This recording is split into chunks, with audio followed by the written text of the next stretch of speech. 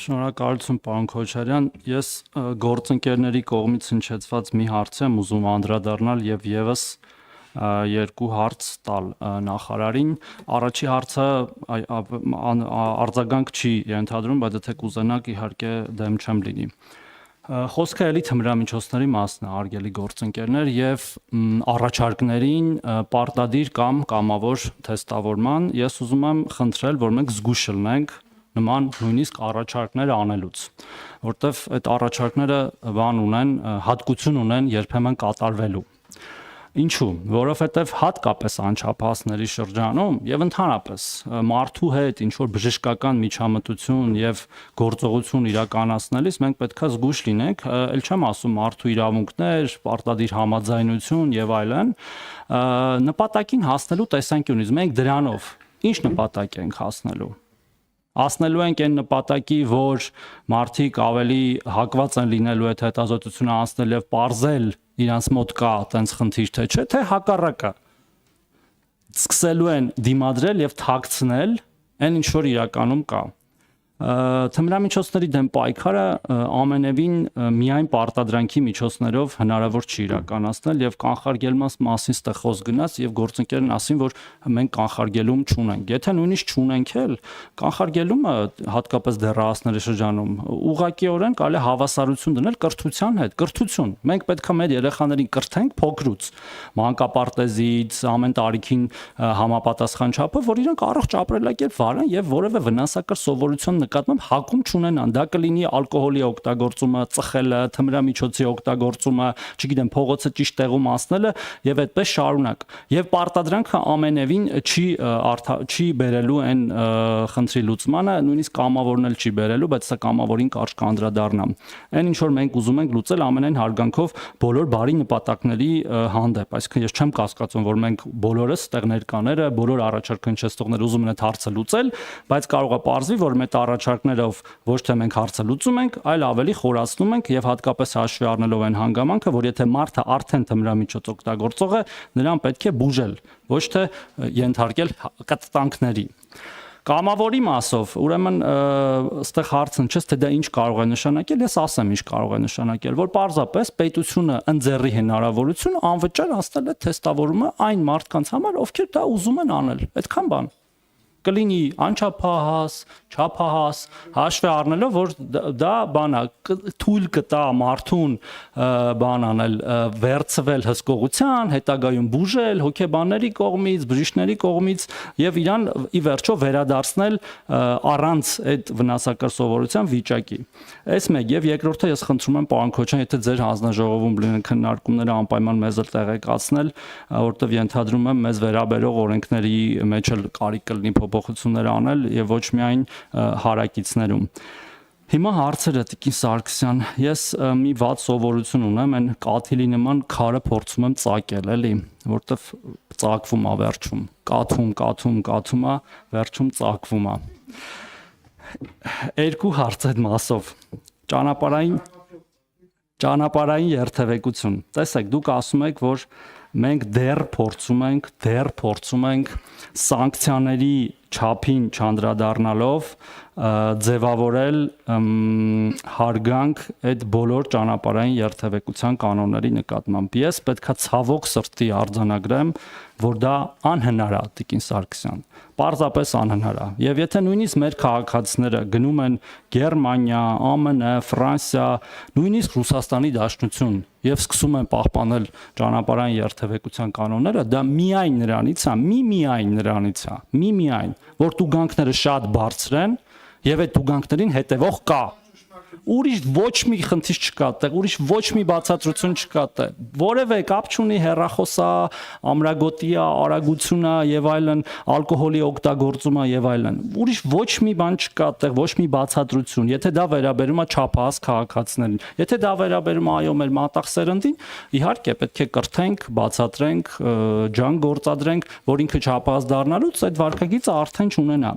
Բայց հույս ունենալ, որ այստեղ գործընկերները մի քանի բանով խոսացին էլի դրանից, որ ինչ որ մի երջանիկ օր մեր հասուն քաղաքացիները ես ին վրա վերցնեմ, հա, օրինակ, ավելի բան եմ, որ ոչ մեկ չնեղանա, էլի մենք նկատի ունեմ, ավելի կարգապահ են դառնալու անհասկանալի իմ համար պատճառներով դա չի լինելու։ Եվ հիմա ես ինչ եմ ձեզ խնդրում այդ կաթիլի տրամաբանությամբ, էլի։ Կարանք գոնե պարզ կանոնների վերաբերյալ,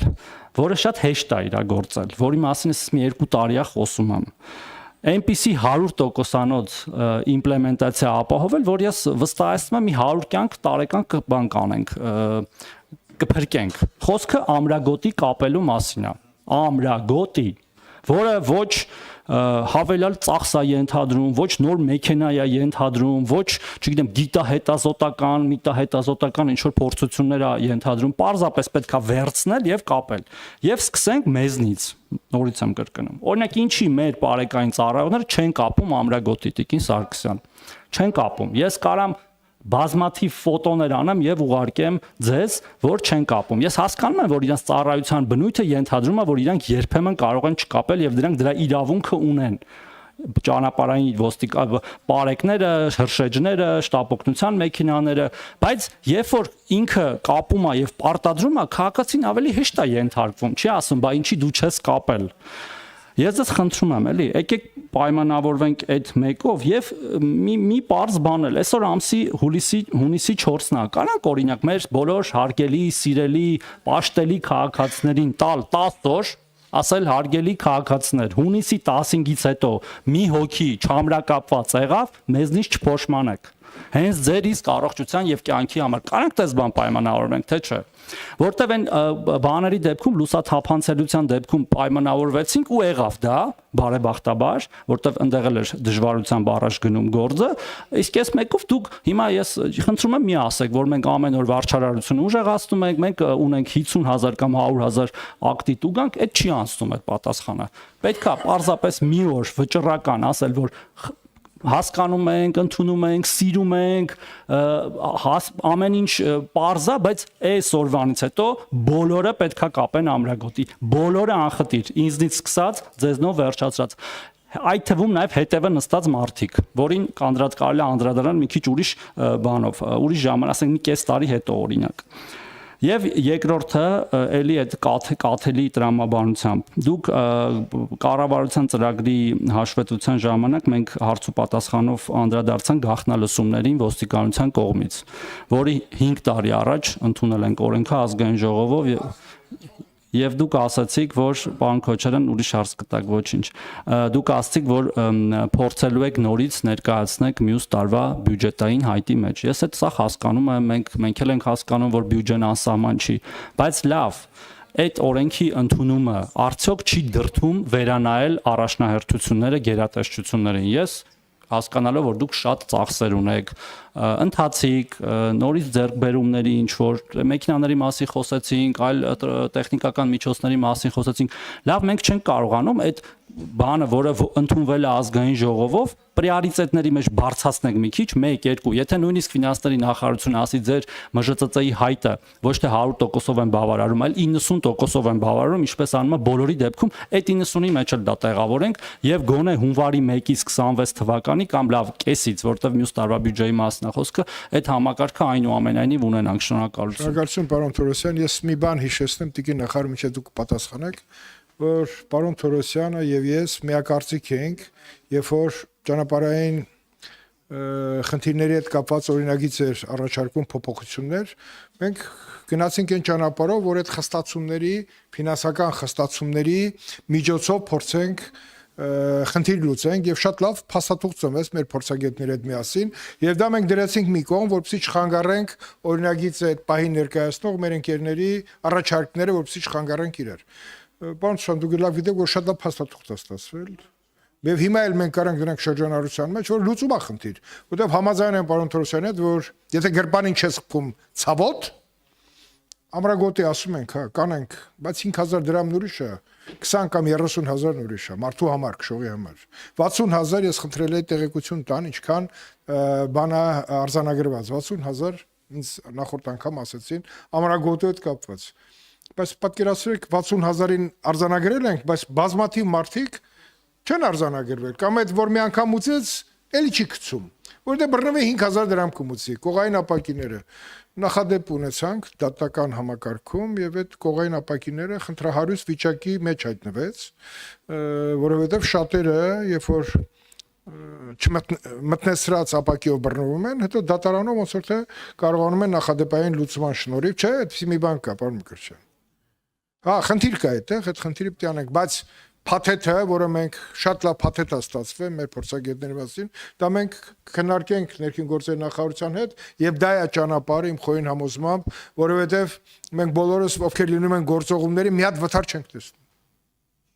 Հայաստանում չկա օր, որ մի փողոցում չանցնես եւ իրար խփած չլինեն։ Երբ որ նայում ես, տեսնում ես էլի հեռախոսը ձեռքին է։ Կանայք թե տղամարդիկ, ես չեմ հավասարություն եմ դնում, բայց հեռախոսը փորձանք է բոլոր մեքենա վարողների համար, որտեղ նա ուշադրությունը կես վայրկյան կորցրեց, ինքը վթարային իրավիճակ առաջացնում։ Երբ որ ասում ես, չէ, ոնց որ եվրոպական երկրներում, Չինաստանում շատ բարձր թվեր են։ Երբ որ նա գիտի, որ բռնվեց, պետք է, չգիտեմ, $500 համարժեք գումար տա կամ 1000-ին, նա այլևս չի անի։ Կգտնի, որտեղ դա է վթարների մեծ մասի ուշադրությունը կորցնելը։ Էլ չեմ ասում, ես մեկ-մեկ կատակով ասում եմ, նույնիսկ շրթներ կեն քսում, մեքենայից եւ այլն։ Բայց այս խնդիրը պետք է լուծվի։ Հա։ Ես խնդրեմ տիկին նախարար, այս երթևեկության այդ բլոկը եւ նաեւ փորձաշրջան մի հատ, այս 5000 դրամանոց արգելանքի գումարային, բայց անենք դա։ Շնորհակալություն, թեև շերտերը շատ էին, բայց անդրադառնամ, պարոն Թորոսյան, ես կարծում եմ, որ ոչ միայն դուք, այլ հատկապես ես կաթիլի միջոցով քարը ծակելու տրամաբանությամբ ենք առաջնորդվում, սա չի կարող քննարկման առարկա լինել, բայց պիտի նաև ընդունենք, որ քայլերի հաջորդականության հարց կա, առաջնահերթությունների հարց կա եւ մի շարք այլ հարցեր։ Հիմա կամավոր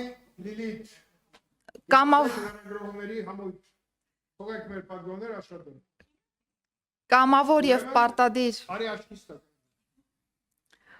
Կամավոր եւ պարտադիր թեստավորման մասով ես համաձայն եմ, դրա համար ռազմավարության մեջ գրված է գաղափար, որ դիտարկենք անչափահասների շրջանում հնարավոր թեստավորման հարցը, բայց որևէ ձևով մատնանշված չէ, որ օրինակ այ պարտադիրը կամ կամավորը եւ կամավորի սկզբունքը հենց ձեր նշածն է, պարոն Թորոսյան, որ պետությունը տալիս է հնարավորություն անվճար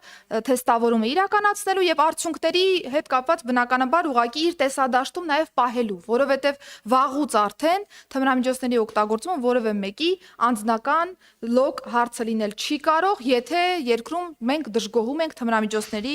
ապոնի շրջանառության, օբյեկտիվորեն դժգոհում ենք ծավալներից, որտեղ սա հանրային առողջապահության կարևոր հարց է։ Ինչ վերաբերում է ամրագոտիներին, ես ասեմ, որ հենց ձեր ասած տրամաբանության մեջ ես հանձնարարել եմ բարեկային ծառայողներին, անկախ նրանից, որ օրենքը, օրենսդրությունը թույլ է տալիս նրանց ծառայության իրականացման շրջանակներում ամրագոտի չգցելու, չամրակապվելու, այդուհանդերձ ունեն հստակ հանձնարարական ծառայության ընթացքում ամրակապվելու, եթե չկա բացառիկ որևէ այլ իրավիճակ։ Իմ հանձնարարականից հետո ես գրեթե 90%-ով նկատում եմ, որ ամրագոտիները կան, եթե կան դրվագներ, խնդրում եմ ուղղակի բորտի համարը կոնկրետ ուղարկել ինձ, որովհետև շատ սկզբունքային է այն, որ քաղաքացին, ով որ ենթարկվում է համանման տուգանքի, համանման իրավախախտման համար, պիտի նկատի, որ տուգանողը եւս այդ նույն վարքագծի տեր անձնավորություն։ Ես հիմա կանադառնամ մեքենա սախ տեսագրում է, վիդեոները կուղարկեմ, իմն էլ է տեսագրում, հա։ Հիմա անդրադառնամ տեսագրմանը եւ նաեւ մեր ունեցած տվյալներին։ Ամրագոտիների մասով իհարկե դուք նշեցիք, որ թվային պատկերը որևէ կերպ խոսուն լինել չի կարող, բայց ինձ համար առնվազն այս թվային պատկերը խոսուն է, պլյուս ես նաեւ կբարձրաձայնեմ մի խնդրի մասին, որը որ արդեն լուծման ճանապարհին է։ Եթե 2023 թվականի կտրվածքով մենք ամրագոտու համար ընդամենը ունեցել ենք 84328 վարչական ակտ, 2024 թվականի կտրվածքով թիվը եղել է 188 1453։ Բնականաբար սա իրական թիվը չէ, բայց սա թիվ է, որը որ մեր վարչարարության արդյունքում թույլ է տվել հնարավորինս շատ նաև անձանց ոչ թե զուտ ենթարկել պատասխանատվության, այլ նաև վերաբերմունք ցույց տալ չամրակապված վարորդների նկատմամբ։ Մենք ունենում ենք ընդհուպ մինչև այս 188,000-ի մեջ ակտեր, որոնք որ դատարանների կողմից ենթարկվում են բեկանման, չնայած որ ակնհայտորեն ամրագոտին անձը կապված չի եղել, պարոն Թորոսյան։ Եվ դատական իշխանության մեր գործընկերների հետ քննարկման շրջանակներում գործընկերները բազմաթիվ հարցեր են բարձրացնում, եթե գիտեք, որ կա պրակտիկա, որ տվյալ ակտը բեկանվելու է, ինչու են իզուր տեղը պարեկները պայմանականորեն թե կողապակիների մասով եւ թե նաեւ ամրագոտիների մասով, բայց սկզբունքն այն է, որ եթե կա խախտում, եթե պարեկը տեսել է խախտումը, դա պիտի արձանագրվի։ Ամենայն հարգանքով ծանրաբեռնվածությանը դատական համակարգի, բայց մենք չենք կարող դրա պատճառով ուղղակի խախտումներն անտեսել եւ հետո մտածել հանրային անվտանգության մասին։ Մյուս կողմից հասկանալով մեր գործընկերների դիտարկումը, որ այ պրակտիկայի վերլուծությամբ խնդրում են տրամադրել համապատասխան տեսագրություններ, որոնք կհավաստեն, որ անձը իրականում ամրագոտի չի կապել, դրա համար է ենթարկվել վարչական պատասխանատվության, չնայած որ վարչական իրավախախտումների վերաբերյալ օրենսդրությունը եւ առհասարակ վարչարարությունը ենթադրում է, որ պարեկի տեսածը եւս պիտի արձանագրվի եւ դա լինի ապացույցներից մեկը։ Այս պահին ունենք ապացույցների նմանատիպ կշռի հետ կապված խնդիրներ, որ արձանագրությունը միայն բավարար չի լինում։ Դա է պատճառը, որ արդեն իսկ ունենք տեխնիկական բնութագիր, որով որ փարոսիկները բարեկային ծառայության նաև տանիքին տեղադրվող փոխարինվելու են նոր համակարգով, նոր մոբայլ համակարգով, որը որ կունենա նաև 6 տեսախցիկ իր վրա, որը կկարողանա 360 աստիճանով նաև նկարել բոլոր այն խախտումները, որոնք կարող են լինել։ Ծխախոտ կլինի, բջջային հեռախոս կլինի, ամրագոտի կլինի, այսինքն այն ինչ որ բարեկ իրականում տեսնում է եւ արժանահավատորեն արձանագրում է արձանագրության մեջ, ունենանք լրացուցիչ ապացույց, որը որ թույլ կտա մեր դատական համակարգին այլ ինչ որ խնդիրներ օբյեկտիվորեն չբարձրաձայնել, բայց ասեմ, այստեղ կարևոր է վերաբերմունքը հարգելի գործընկերներ, որովհետև եթե մենք ամեն ակտի վերաբերենք այնպես, որ ակտը հավասարության սկզբունքով այն ամենածայրահեղ դրսևորումով պիտի ապացուցվի, նշանակում ենք մենք ոստիկանի ասածին, ոստիկանի բարձրաձայնածին, ոստիկանի կոնկրետ գործողությանը չենք վստահում։ Սա ծայրահեղություն է, որը ինձ համար որպես նախարար անընդունելի է ուղղակի, որովհետև եթե իրավապահ համակարգի ներկայացուցիչը չունի առողջական խնդիրներ, հոգեկան առողջության խնդիրներ, չի կարող ուղղակի վարորդին կամ երթևեկության մասնակցին վերագրել մի արարք, որը նա տվյալ պահին չի իրականացրել։ Եթե իհարկե չկա ինչ-որ ճնշող ապացույց, որ ցույց կտա դիտավորություն, որը բնականաբար ծառայողական քննության առարկա պիտի դառնա։ Սա նաև վերաբերմունքի հարց է, պարոն Թորոսյան, հարգելի գործընկերներ, որ մենք պիտի նաև ոստիկանի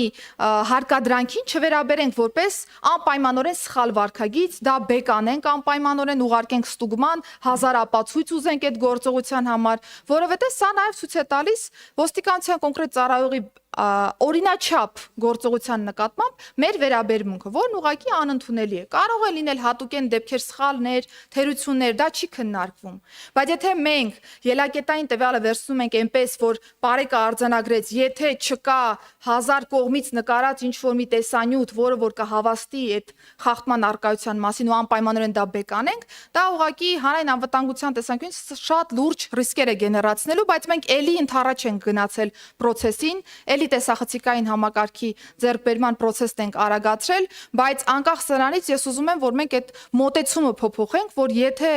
ոստիկանի գործողություն կա, իրավաչափ գործողություն կա, քաղաքացին հասկանում է, որ իրականում ամրագոտի չի կապել։